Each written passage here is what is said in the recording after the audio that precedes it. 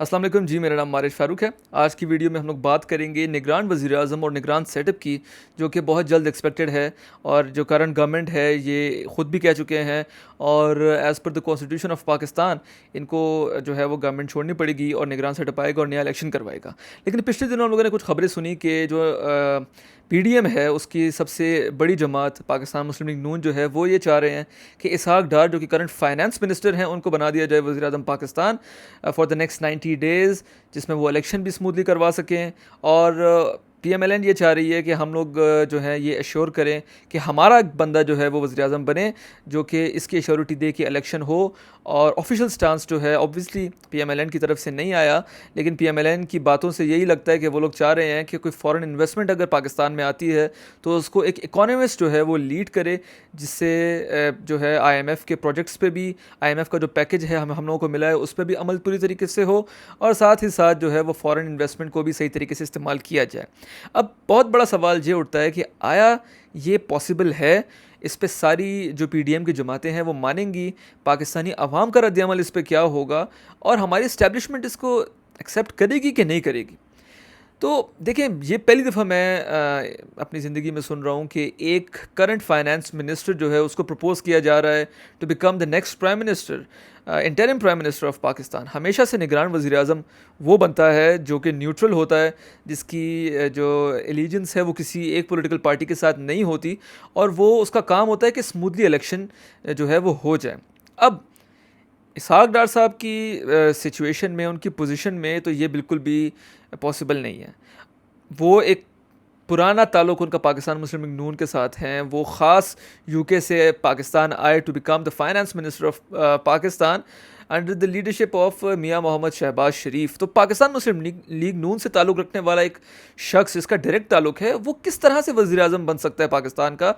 और वो जो इलेक्शन करवाएंगे, आया उस पर कोई पॉलिटिकल पार्टी मानेगी? मुझे नहीं लगता मानेंगे, क्योंकि ऑब्वियसली वो यही कहेंगे कि ये इस पार्टी का बंदा है। और अगर पीएमएलएन की मेजॉरिटी आ जाती है हाउस में, तो वो यही बार बार क्लेम करेंगे कि हमारे साथ धांधली हुई है। और वो राइटली सो, अगर वो धांधली हो या ना हो, वो लोग यही चीज़ जो है वो अपने माइंड में जो है वो यही रखेंगे, और इस अपने नैरेटिव को आगे लेके जाएंगे, और लोगों को उस पर यकीन करना पड़ेगा। साथ ही साथ पाकिस्तान मुस्लिम लीग नून ने ये बात तो कर दी, लेकिन उसमें पाकिस्तान पीपल्स पार्टी का भी बड़ा बड़ा रद्द-ए-अमल आया, JUIF का भी रद्द-ए-अमल आया। साथ ही साथ जो सो कॉल्ड अपोजिशन लीडर हैं हमारी नेशनल असेंबली में, राजा रियाज साहब, उन्होंने भी कहा है कि हम लोग इस चीज़ को एक्सेप्ट नहीं करेंगे। तो ऑब्वियसली ये बात जो है वो साइड पर होती हुई नज़र आ रही है। अब पाकिस्तान मुस्लिम लीग नून का जो मौक़िफ़ है वो थोड़ा बहुत समझ में आता है कि हम लोग एक जो है इकोनॉमिस्ट को बनाना चाहते हैं वज़ीर-ए-आज़म, जो कि विदिन द नेक्स्ट 90 डेज़ जो है वो इकोनॉमी से रिलेटेड भी देख सकें। और अभी हाल ही में हम लोगों ने देखा है कि इंटरिम सेटअप को जो है वो पावर्स भी दे दी गई हैं, तो वो सारी चीज़ों को मैनेज कर सके।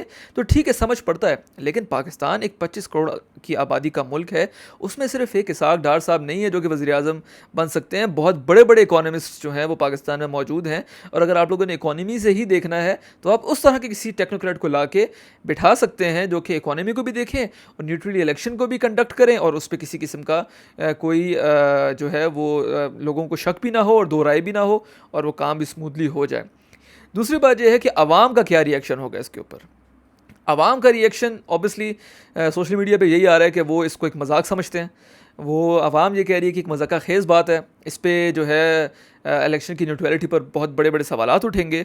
लेकिन अब ऑब्वियसली इलेक्शन तो होना है, आवाम ने वोट देना है, लेकिन आवाम इसमें डायरेक्ट स्टेक होल्डर नहीं है। इसमें जो पावर कॉरिडोर्स में बैठे हुए लोग हैं वो डायरेक्ट स्टेक होल्डर्स हैं। तो आवाम का जो नैरेटिव है वो तो बाद में आएगा, जो स्टेक होल्डर्स हैं वो इस चीज़ को नहीं मान रहे। तीसरी बात कि इस्टेब्लिशमेंट आया इसको एक्सेप्ट करेगी कि नहीं करेगी। मुझे नहीं लगता, मेरे पर्सनल ओपिनियन में, कि इस्टेब्लिशमेंट इसको एक्सेप्ट करेगी। उसकी वजह यह है कि इस्टेब्लिशमेंट भी कभी नहीं चाहेगी कि इलेक्शन जो है वो एक इस तरह के माहौल में हो जिसमें फिर एक 5 साल जो है हम लोगों को ये सुनने को मिले कि धांधली हुई थी, धांधली हुई थी, इस जगह भी धांधली हुई, उस जगह भी धांधली हुई। पिछले 10 सालों में हम लोगों ने बहुत सुना है, और इसके बाद जो है मुल्क का जो आज हाल है वो उसी वजह से हुआ है। तो इस्टेब्लिशमेंट इस चीज़ को नहीं चाहेगी। इस्टेब्लिशमेंट ये चाहेगी कि अगली जोन सी भी गवर्नमेंट आए वो एक पॉलिटिकल स्टेबल माहौल में जो है वो गवर्नमेंट चलाए, जिससे मुल्क में जो प्रोजेक्ट्स हैं वो भी आएँ, फॉरेन इन्वेस्टमेंट भी आए, आईएमएफ का जो प्लान है उसको भी पूरी तरीके से पूरा किया जाए, और उसके बाद जो है मुल्क को एक इकोनॉमिक प्रोग्रेस की राह के ऊपर लेके आए। तो इस्टेब्लिशमेंट इस चीज़ को एक्सेप्ट नहीं करेगी।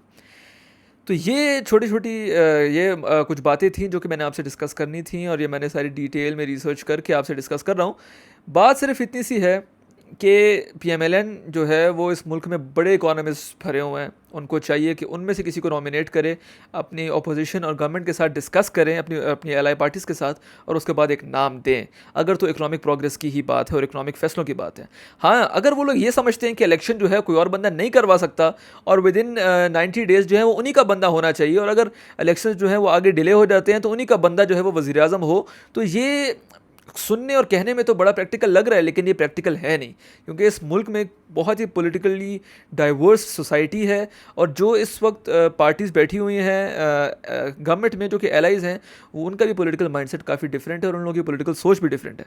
तो इस तरह की चीज़ करने से पहले बहुत सी और जो चीज़ें हैं उनको नोटिस में लाना होगा और उस पर अमल करना होगा। मेरे नज़दीक एक बहुत ही बचकाना फ़ैसला होगा वज़ीर ख़जाना को वज़ीर आज़म बना देना, उसमें इलेक्शन की न्यूट्रलिटी पर भी उंगलियां उठेंगी, और मुझे नहीं लगता कि ना ये होगा और ये इस्टेब्लिशमेंट होने भी नहीं देगी। पाकिस्तान है, एक अनसर्टेन सोसाइटी है, एक अनसर्टेन माहौल में हम लोग बड़े हो रहे हैं, तो हो सकता है कि हो भी जाए, लेकिन अभी तक के जो माहौल है उसमें ऐसा होता हुआ नज़र नहीं आ रहा। आई होप आपको मेरी वीडियो पसंद आएगी।